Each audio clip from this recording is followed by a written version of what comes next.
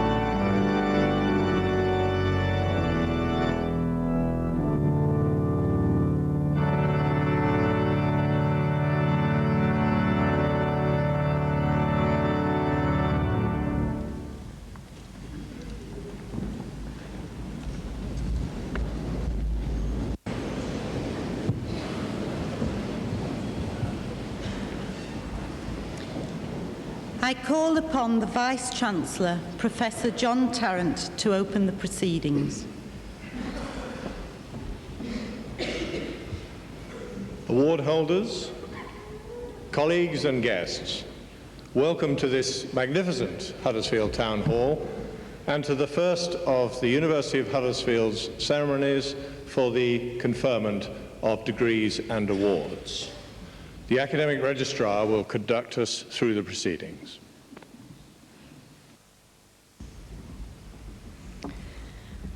At this ceremony, we are recognising the awards that have been conferred on the former students of the School of Computing and Mathematics.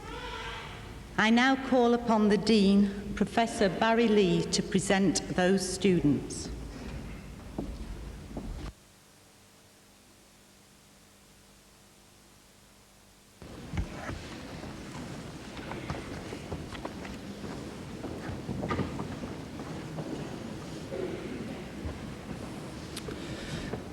Would you please note that the names of some of the graduands are not included in the programme, and that's because their awards were conferred after the programme went to print, and that applies to the first of the graduands. I present for the award of Master of Science in Computing, Barbara Ann McCluskey.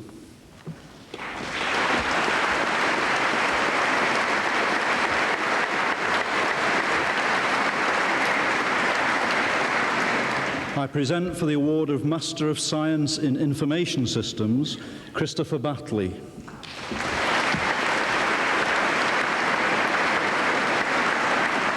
Duncan John Greaves.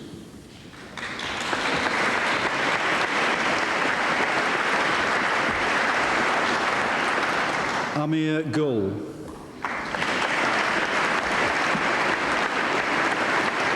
Nadeem Amin Opal.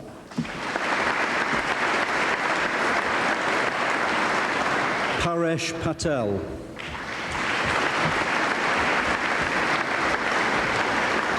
Asad Remani.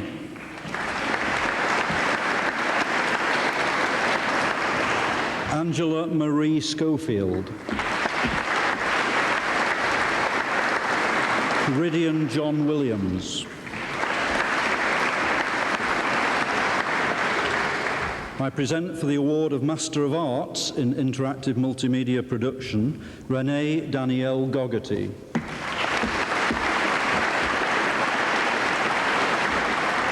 Christopher John Northrop.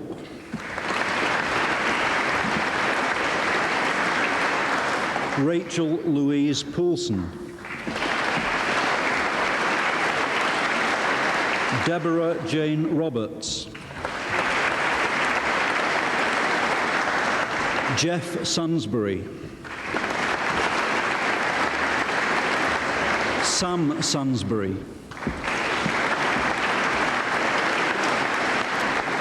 I present for the award of Master of Science in Interactive Multimedia Production, Stuart Allison. Keith Malcolm Burrows. Sarah Cooper. Peter Etherington. Emma Dawn Freeman. Michael Arthur Harrison. Stephen John Horseman. Parveen Akhtar Hussain. Andrew Jones. Alexander David Page. Sally Louise Parkinson. Sandra Powell.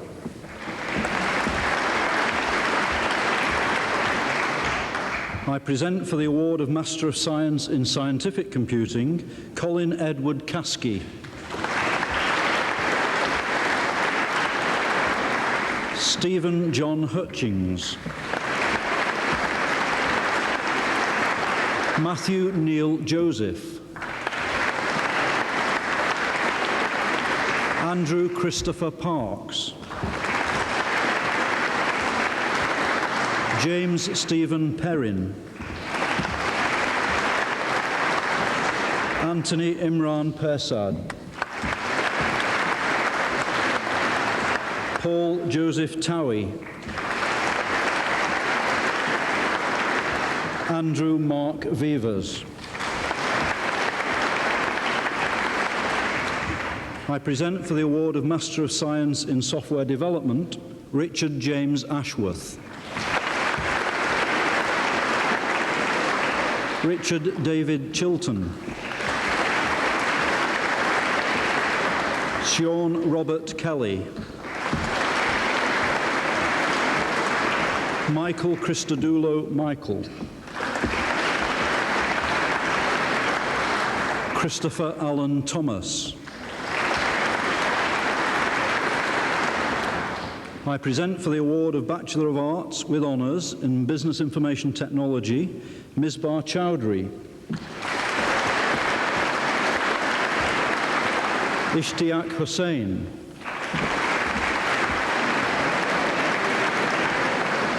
Cameron Kershaw Lang.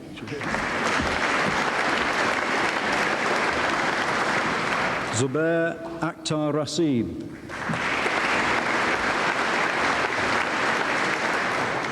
I present for the award of Bachelor of Arts in Business Information Technology, Anthony Horner.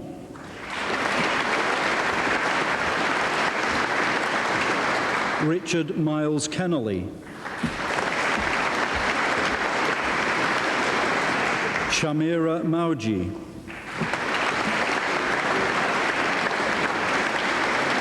Anila Mustafa.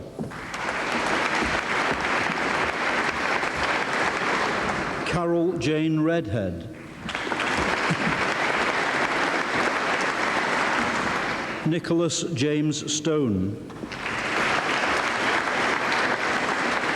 Lisa Teddin.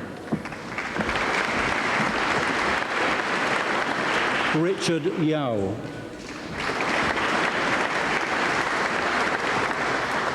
I present for the award of Bachelor of Science with Honours in Computer Studies, Julie Ann Anderson. Simon John Boothman. Paula Christine Gorry.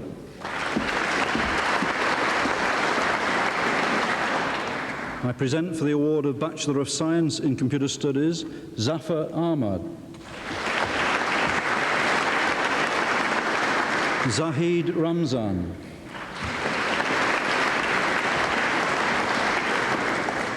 Stephen Michael Smith. Brett Stewart Stone. I present for the award of Bachelor of Science with Honours in Computing, Johan Cox.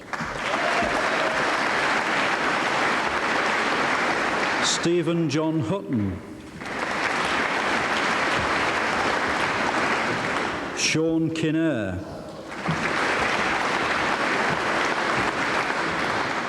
Yari Nicholas Kuhanen.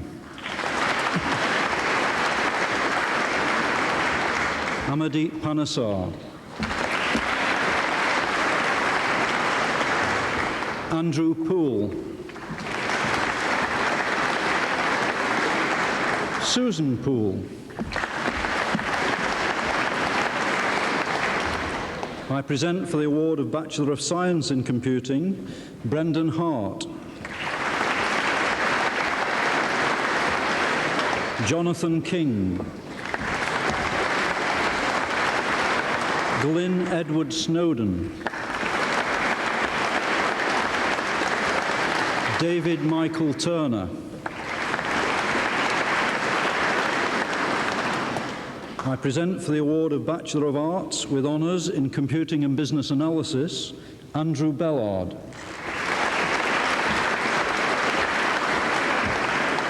Simon John Birchall.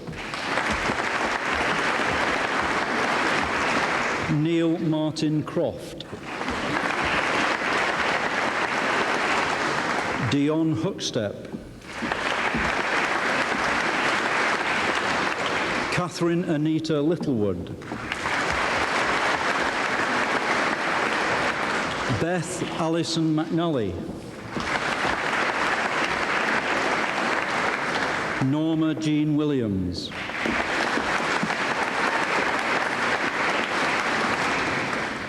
I present for the award of Bachelor of Arts with Honours in Computing in Business, John Paul Armstrong, Jonathan William Banner,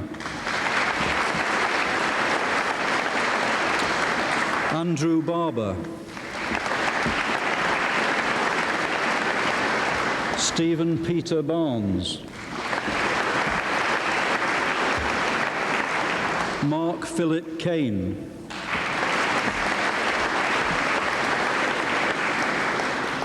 Justin Craigon,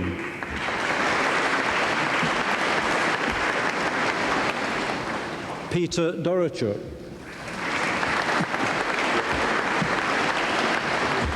Anthony John Fitton,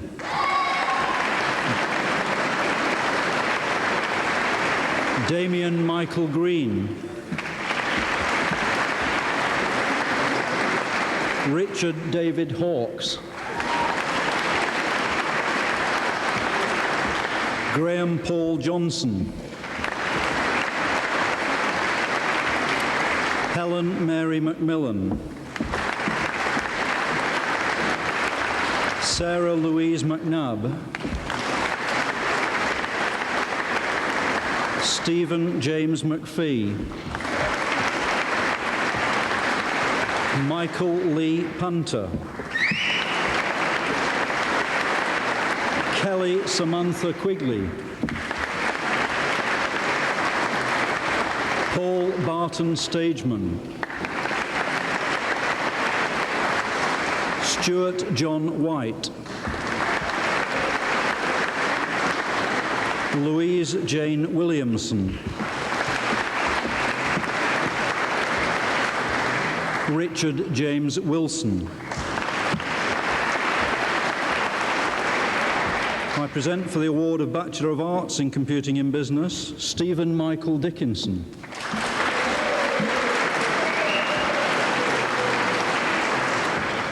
I present for the award of Bachelor of Science with Honours in Computing Software Development, Robert Casper.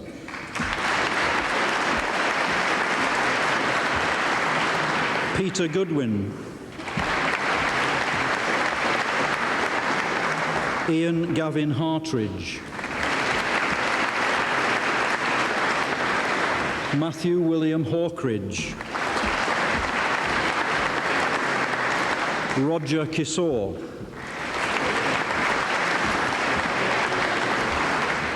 Paul Milligan,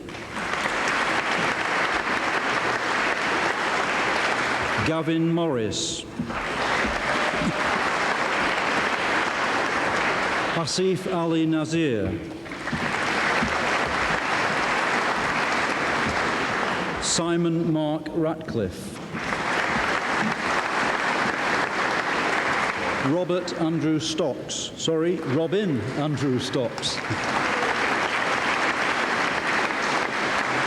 Brian Walsham Trolley, Michael Philip Walton. I present for the award of Bachelor of Science in Computing Software Development, Darren Lee Garside. I present for the award of Bachelor of Science with Honours in Computing and Statistics, Paula Louise Atherill.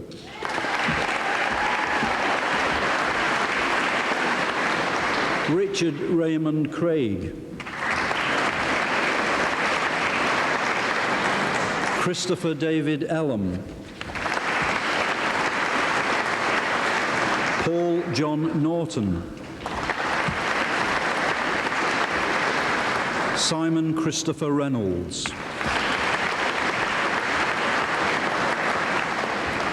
I present for the award of Bachelor of Science with Honours in Computing and Psychology, Jennifer Vinton Newland. Benjamin James Roddis. I present for the award of Bachelor of Science with Honours in Computing with Psychology, Stephanie Beesting. Natalie Jane Brown. Helen Jane Gibson. Marcus Ashley Houghton. Warren Clive Jacobs. Sally Ann Lowe. Anthony McHugh. Jennifer Louise Murphy. Hannah Nash. Juliette Peinado. James Lewis Pitt.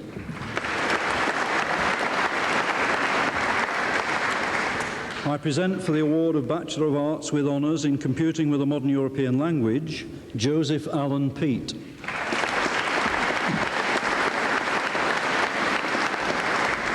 Andrew Philip Weston.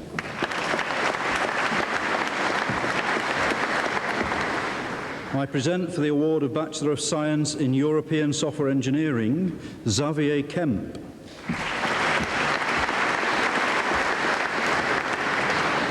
Bernard Montfort.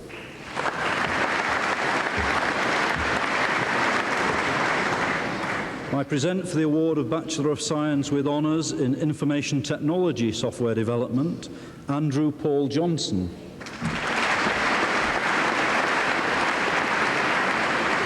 I present for the award of Diploma of Higher Education in Computer Studies, Stuart Howe.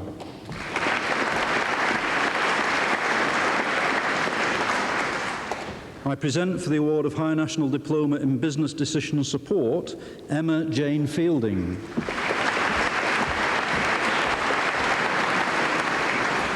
Elizabeth Jane Sambell.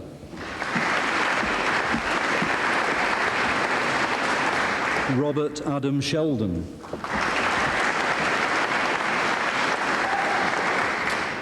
I present for the award of Higher National Diploma in Business Information Technology, Yasmin Ahmed.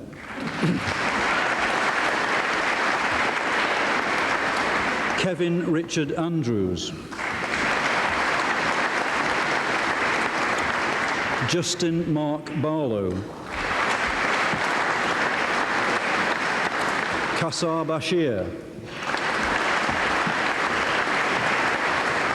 Matthew James Callister. Jonathan Carney. Timothy Joe Cox. Claire Jane Farimond. Melinda Ann Foley. Martin Fritcher. Graham Hall. Richard Paul Hickling. Mark Hill. Tamsin Louise Holt. John James Hughes. Shazia Hussain.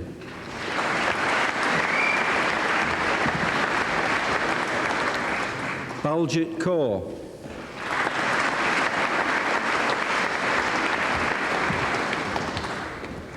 Thomas David Lund. Amadeep Singh Panasar.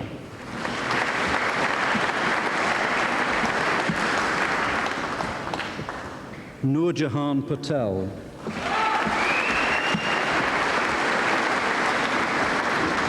Dean Roberts. Harbhajan Singh Sandhu.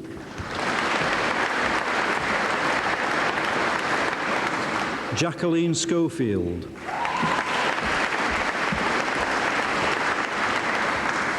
Susan Smithson. Richard Henry Strafford. Mabel C. Michael Kenneth Watmouth.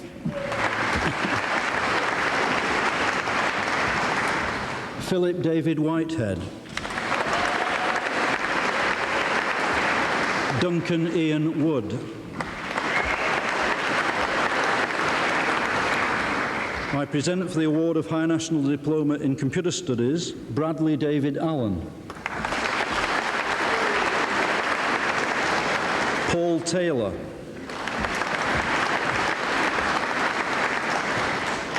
I present for the award of High National Diploma in Computing, Ryan Allender.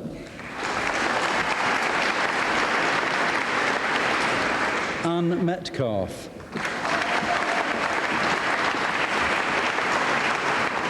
David John Ogden. Melvin James Thompson. Michaela Louise Wilcox. Susan Wills.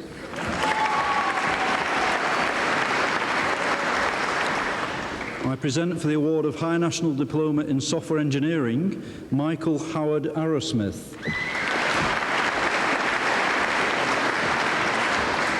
David Guy Fieldsend. David Husband.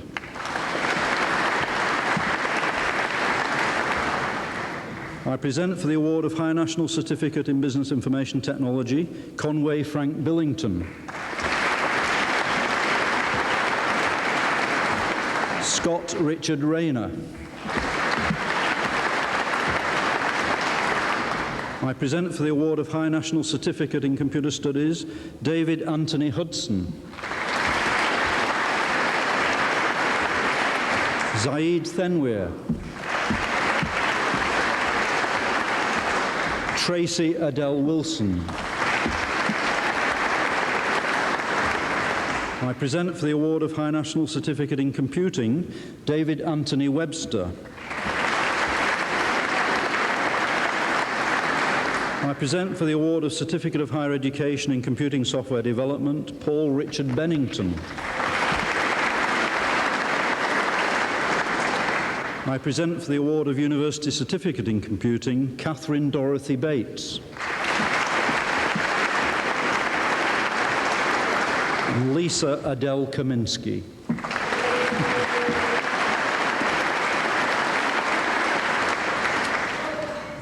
That concludes the awards for the students from the School of Computing and Mathematics. The names of those who are unable to collect their awards are recorded in the programme.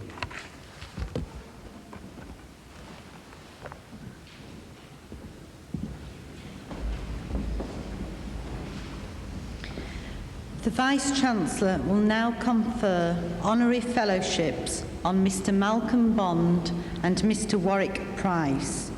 The orations will be given by Professor Brendan Evans, Pro-Vice-Chancellor, Academic Affairs.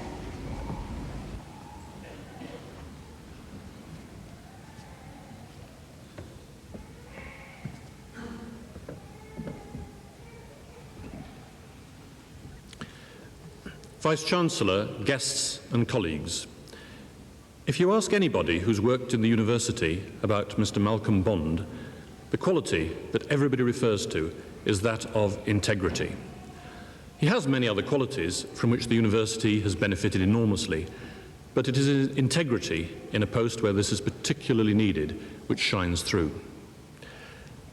Malcolm Bond retired from the university staff in July 1997, having worked at the Polytechnic since November 1970. He came to Huddersfield Polytechnic from what was then the separate Huddersfield Technical Teacher Training College at the Hollybank campus. Previously, he'd been educated in classics at the University of Oxford and is in fact a lifelong reader of Greek and Latin authors. After his appointment in November 1970, he established himself rapidly as academic registrar. This involved his being secretary to the academic board, but he also presided over the admission of students, the recording of their academic progress, the examination system, and the conferment of academic awards. He also set up the university's personnel department. Now, it must be recognized that in each of these areas, he pioneered the institution's practice and was the guide and mentor to students and academic staff. This doesn't have to be put in abstract terms, however, as from my own personal experience, I know that when difficult issues arose, I always resorted to him as a fountain of knowledge. It's interesting that it was Malcolm who in fact devised the form of the ceremonies we're conducting this week, and after many years of actually introducing the event, it's now fitting that he comes back to be honoured by the university. Now, I've already referred to Malcolm's integrity, but all of the staff who've worked with him in the registry over the years also speak of his courage, modesty, his readiness to become involved in the whole work of the registry, and to be prepared to help out his colleagues when urgent tasks need to be completed. Registry staff also point out that he was not just a figurehead, but very much a hands-on boss. A-level results, enrolment, grants, you name it, he's prepared to turn his hand to anything. There was also a period when his normal work as academic registrar was supplemented by an active role in the validation of new courses, and during such times his already heavy burden of work intensified. Now, members of Academic Board took for granted his authority in matters of fact and in the interpretation of regulations. On at least 2 occasions, he actually told the Academic Board that he could not serve as its secretary because he considered it was being required to act in matters beyond its powers. Or for a classicist, I suppose I should say ultra vires. Malcolm Bond leaves behind him the monument of the records of Academic Board and its main committees. Anyone familiar with our records can pick out those written by Malcolm. They stand out for their succinctness, their clarity, and their precision. When this was once pointed out to him, he modestly replied that there's hardly any scope for displaying literary quality in a set of minutes.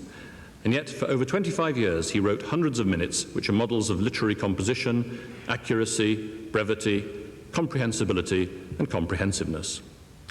Malcolm also had a considerable reputation outside the university, having served for years on the Clearinghouse Board of Directors and having worked closely with validating bodies for higher education. Now, universities are about students, which is why this week's events are so important to us all. As registrar, officers of the Students' Union found Malcolm easy to work with and appreciated the soundness of his judgments.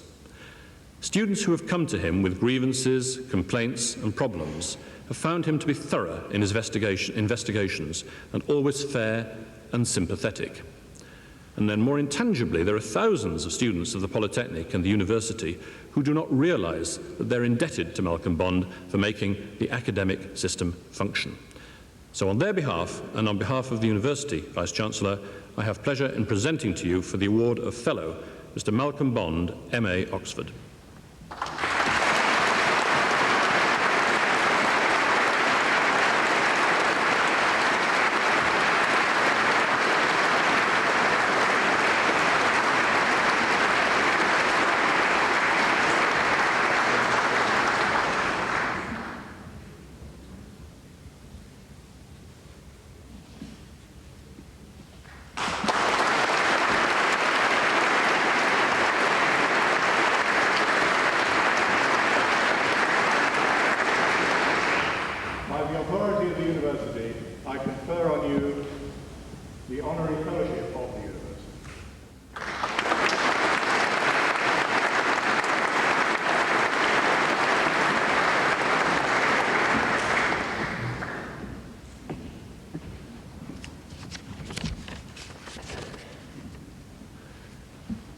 Vice-Chancellor, guests and colleagues, Mr. Warwick Price came to the then Polytechnic of Huddersfield, of which this is a successor institution, in February 1976 as one of the youngest librarians in the higher education sector. He came to us from the library of UMIST, the University of Manchester Institute of Science and Technology, having previously worked for Manchester Public Libraries. This is not, however, yet another sad example of us rewarding Lancastrians, because Mr. Price is in fact a native of the former county of Cheshire.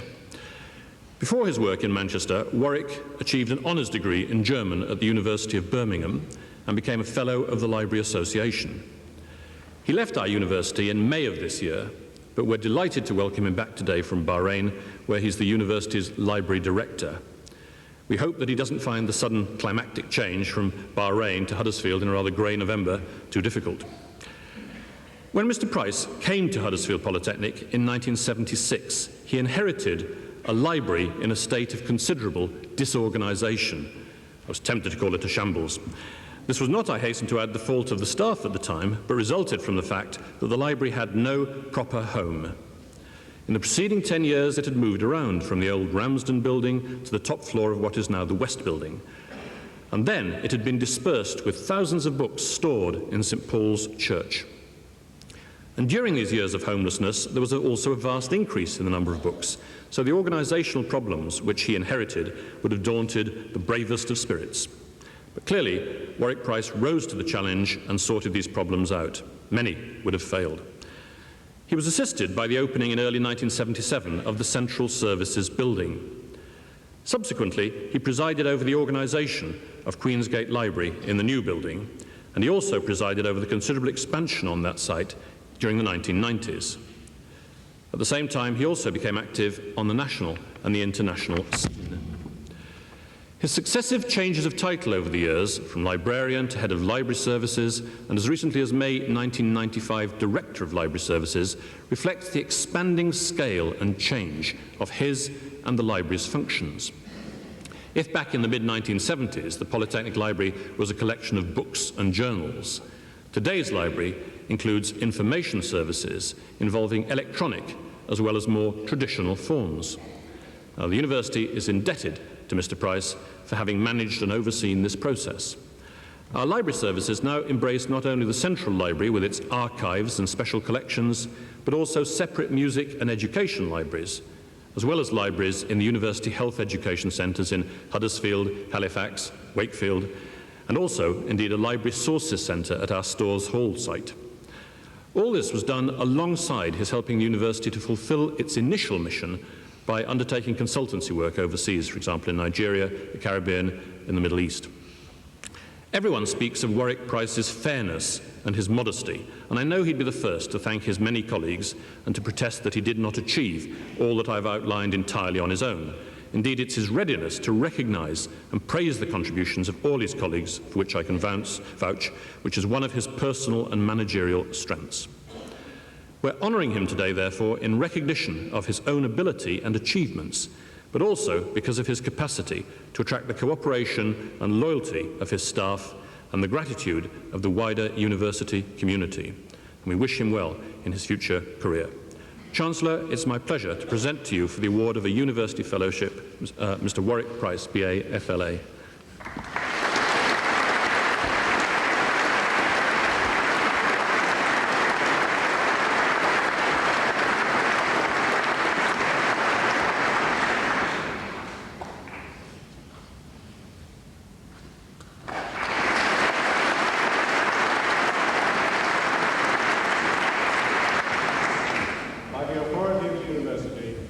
I confer on you the honorary fellowship of the university.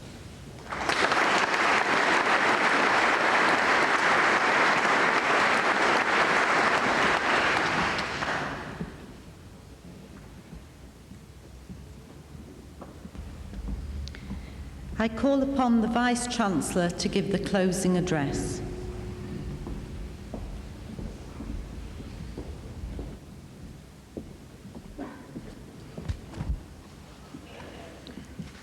Honorary Fellows, graduates and award holders, guests, colleagues, ladies and gentlemen.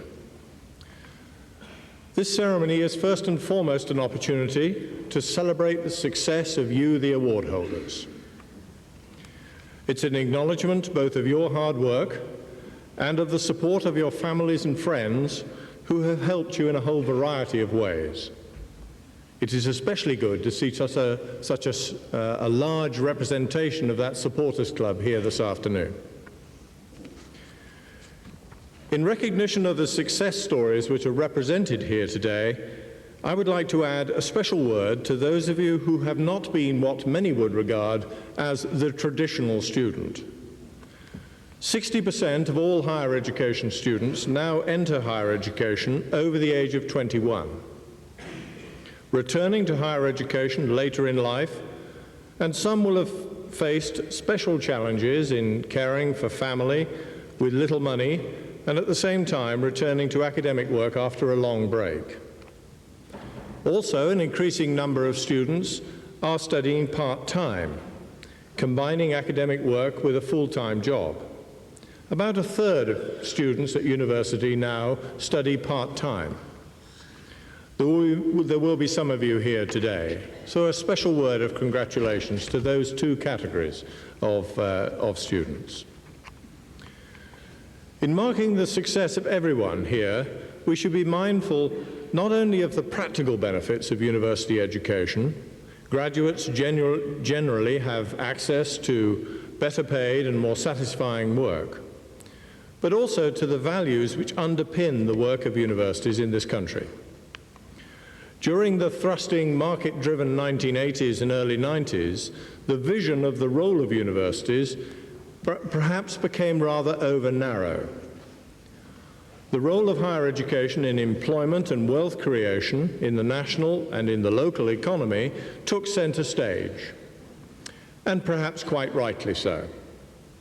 But the importance of other dimensions of higher education have tended to become obscured.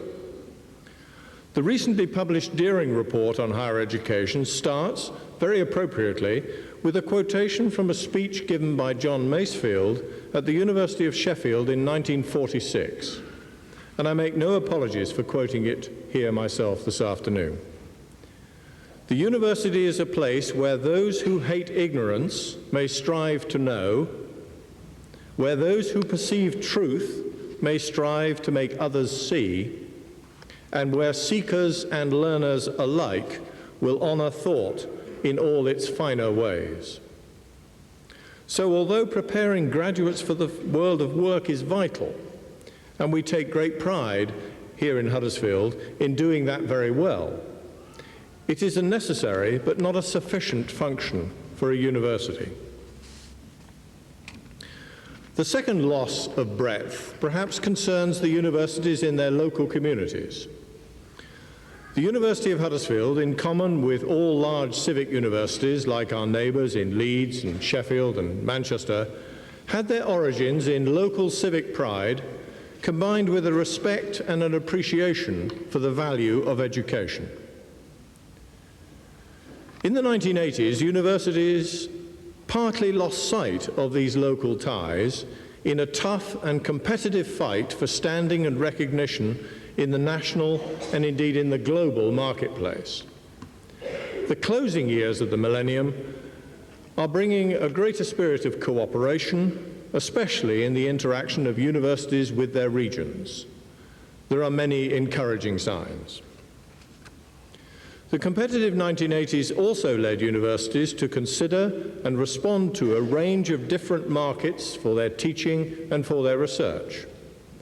This was also an excellent thing, and I hope the image of the university as an ivory tower has gone for good. But in this rush to respond, we must not lose our will and authority to lead. It must be our job to help to set the higher education agenda, not just to respond. So the pendulum may swing back and forth, but universities will have to continue to balance meeting the needs of the economy and employment with seeking after truth in a wider context, forming unbreakable bonds with their local community, with forging a national and international reputation, and responding to the needs of the marketplaces in which we all work today with academic leadership from which new priorities will emerge for tomorrow. It remains a daunting set of challenges. No less daunting, of course, than the challenges which face you, the award holders, in looking forward to a developing career, the pattern of which will no doubt be very different from the pattern of your parents. There will be conflicting demands on you also, those of the specialist versus the generalist, the need for self-reliance versus the need for teamwork, flexibility in the way you wish to develop your career versus loyalty to your present employer. It will be a complex, difficult and competitive environment. We wish you all the very best in that environment and hope that the University of Huddersfield has helped you on your way. Thank you.